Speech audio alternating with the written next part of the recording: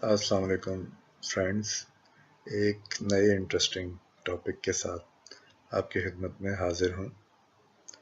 आज का टॉपिक है कि फ़लस्तीन पे किस तरह से ज़ायनिस्ट का यानी कि इंतहा पसंद यहूदी, आप ज़ायनिस्ट को कह सकते हैं, उनका किस तरह से कब्ज़ा हुआ। इस बारे में आपने मुख्तलिफ कहानियाँ सुनी होंगी, जो ज़्यादातर ये हैं कि अरबों ने उनको ज़मीनें बेची और इस तरह से वो काबिज़ हो गए। लेकिन असल कहानी इतनी सिंपल नहीं है। पहले तो ये बात समझने की कोशिश करें कि ये टाइम है तकरीबन पहली जंग अज़ीम का, जिसमें तुर्की ने जर्मनी का साथ दिया था। इसकी वजह से तुर्की के ख़िलाफ़ ब्रिटिश भी थे और कुछ रशियन बॉर्डर भी डिस्टर्ब था तुर्की का। तो ये कमाल अतातुर्क की बेसिकली मेहनत थी कि उसने तुर्की को कायम रखने के लिए जदोजहद की और उसके टुकड़े नहीं होने दिए। लेकिन फिर भी तुर्की उस ज़माने में तकरीबन 400 साल से हुकूमत कर रहा था, जो आजकल का शाम का इलाका है, उर्दन का इलाका है, फ़लस्तीन का इलाका है और सऊदी अरेबिया का इलाका है और इराक का इलाका है। इस बहुत बड़े एरिए से तकरीबन तुर्की 400 साल से हुकूमत कर रहा था। जबकि मिस्र जो था वो ब्रिटिश के कब्ज़े में था। और जब तुर्की ने जर्मनी का साथ दिया तो जाहिर है ब्रिटिश ने सोचा कि अब तुर्की को किस तरह से टैकल किया जाए, किस तरह से या बदला भी लिया जाए उसकी अलायंस का जर्मनी के साथ। तो उन्होंने एक बंदा लॉन्च किया जिसको तारीख़ में लॉरेंस ऑफ अरेबिया कहा जाता है। उसका असल नाम टी.ई. लॉरेंस था, जो कि ब्रिटिश इंटेलिजेंस में एक कैप्टन था। वर्ल्ड वार 1 में वो उसने एज अ लेफ्टिनेंट ब्रिटेन की साइड से हिस्सा लिया था।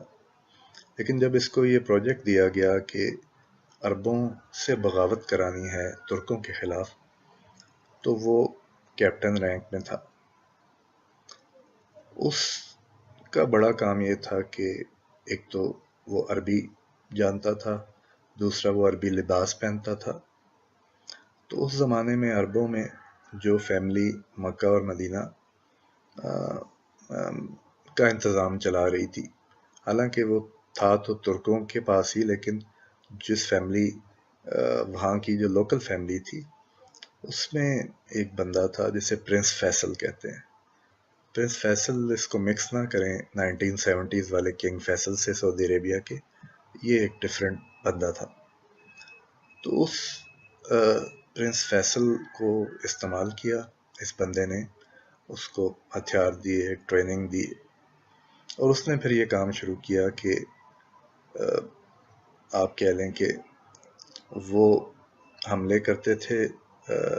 तुर्की की जो आप कह सकते हैं सप्लाई की जो बैकबोन थी वो रेलवे लाइन थी, जिससे वो पूरे मिडल ईस्ट में उनके सप्लाईज जाती थी। तो उन्होंने रेलवे लाइंस उखाड़नी शुरू कर दी, स्टेशनों पे हमले शुरू कर दिए, उनके सप्लाई कॉन्वॉयज़ पे हमले करने शुरू कर दिए।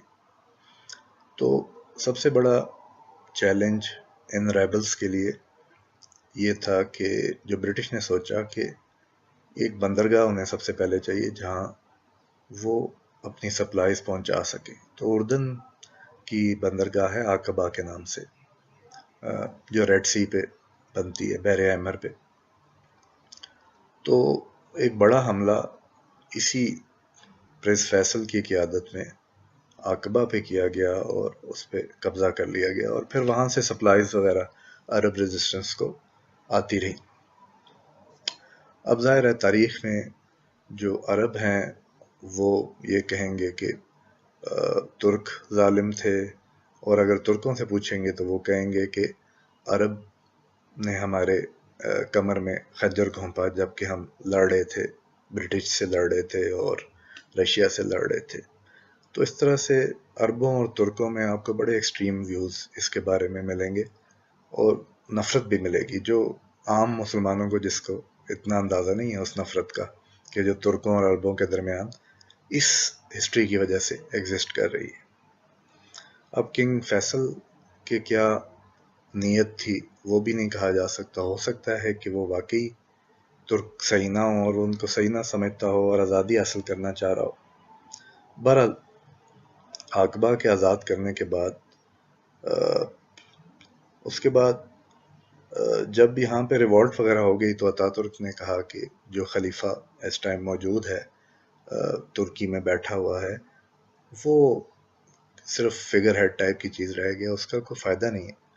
تو اس نے خلیفہ کے قلمدان کو ہی ختم کر دیا اور نئی ترکش ریاست کی بنیاد رکھ لی۔ اس کی وجہ یہی تھی کہ پیچھے تو بغاوت ہو چکی تھی، جو عرب لوگ تھے انہوں نے بغاوت کر دی ہوئی تھی۔ برحال اس سٹوری میں انٹرسٹنگ چیز یہ ہے کہ یہ بندہ میجر پروموٹ ہو گیا، اپنی اسی ہی ریبلز کو آرگنائز کرنے کی وجہ سے اس کو کیپٹن سے میجر پروموٹ کر دیا گیا، اور اس کی اپنی لائف کی کہانی یہ ہے کہ بعد میں جنگ ختم ہونے کے بعد یہ کرنل بھی پروموٹ ہو گیا، اور 1935 میں ایک موٹر سائیکل کے ایکسیڈنٹ میں یو کے میں ہی مطلب فوت ہو گیا۔ یہ میں لارنس آف عربیہ کی بات کر رہا ہوں۔ اچھا، جہاں تک کنگ فیصل کی بات ہے تو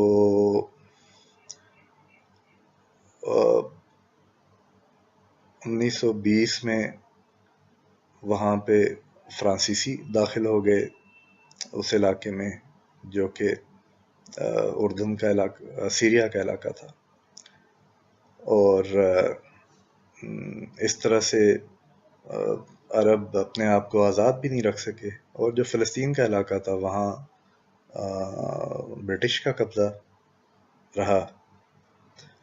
تو اب 1933 کی بات ہے کہ اسی کنگ فیصل نے بڑی تشویش ظاہر کی کہ یہ جو جس تعداد میں یہودی فلسطین میں آباد ہو رہے ہیں، اس نے بڑی اس کے بارے میں تشویش کا اظہار کیا، اور سوئٹزرلینڈ میں یہ موجود تھا۔ یہ 19 جولائی 1933 میں اس نے یہ بات کہی، اور 8 ستمبر کو آفیشلی کہا گیا کہ اس کو ہارٹ اٹیک ہوا اور یہ فوت ہو گیا۔ اور اس کی جو پرائیویٹ نرس اس کے ساتھ تھی، اس نے کہا کہ اس پہ کوئی اثرات ہارٹ اٹیک کے نظر نہیں آ رہے تھے، اس کو تو مطلب ہارٹ کی سائڈ پہ درد نہیں ہوتا تھا، اس کو تو نیچے درد ہوتا تھا، اور جس سے پتہ یہ لگتا ہے کہ موسٹ پروبلی یہ آرسینک کی پوائزننگ تھی۔ اور حالات و واقعات سے یہ بھی پتہ لگتا ہے کہ یہ کام بھی انہی زائنسٹ یہودیوں کا تھا کہ یہ زیادہ شور شرابہ نہ مچائے، اور ان کا جو پروجیکٹ چل رہا ہے، یعنی کہ جوز کو ادھر آباد کرنے کا فلسطین میں، وہ چلتا رہے۔ تو اس طرح سے اس کے بعد اس کا سب سے بڑا بیٹا غازی تھا، وہ اس نے عراق میں جا کے حکومت قائم کر لی، لیکن ایشو یہ تھا کہ یہ جو مسلمانوں کی اپنی انٹرنل آپس میں ٹرسٹ کی کمی تھی، یا جو بھی تھا، یا جو بھی عربوں کی ریزرویشن تھی، یا ترک جو ہے اچھے طریقے سے چلا نہیں سکے اپنی کالونیز، آپ کہہ سکتے ہیں عرب کالونیز کو۔